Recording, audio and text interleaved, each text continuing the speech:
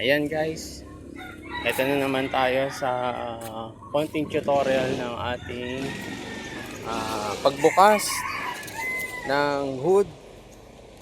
Pagbukas ng hood, ito paano babuksan yan sa ating race na sasakyan.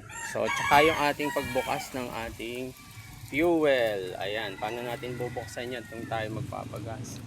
So, sa mga baguhan dyan na hindi pa alam, so ituturo natin.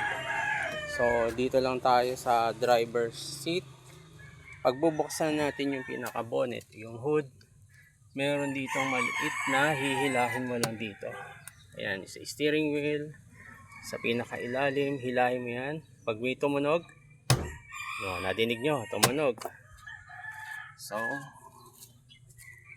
punta ka dito sa harap ng pinaka-hood. Dito, may kakapain ka dito na parang lever dito sa gitna. Iangat mo lang siya. Tingnan natin kung makikita. Ayan o. Kung nakikita nyo, ayan. Kasi kamay mo, aangat yan pag binuksan mo.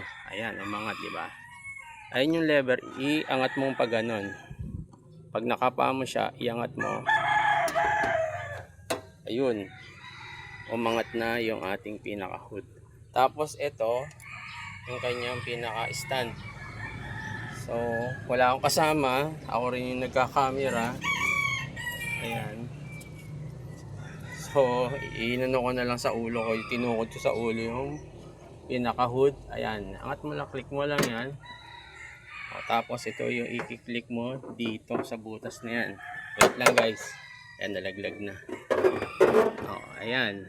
So, i-click mo lang dyan. O, ayan. Nakaangat na yung ating bonnet at makikita mo na ang iyong sasakyan. So, yan po. Paano buksan? Doon naman tayo sa fuel. Kagaya na sinabi natin kanina. Balik ko ulit dito sa gilid ng driver seats. Dito naman sa gilid na upuan. Ito yung upuan. Ayan, meron kang makikita mo naman. Ayan, oh, parang fuel. Iangat mo lang siya uli ng pag ganon. Tapos pag inangat mo yan, makikita mo, iangat ko, papakita ko yung pinaka-fuel sa likod, sa gilid. Oh, nakita mo, nabuksan.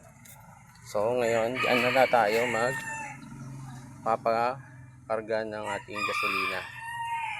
So yan ang ating simpleng tutorial paano buksan ang bonnet at ang fuel na para makapagpagas tayo. So, alright guys, thank you and goodbye.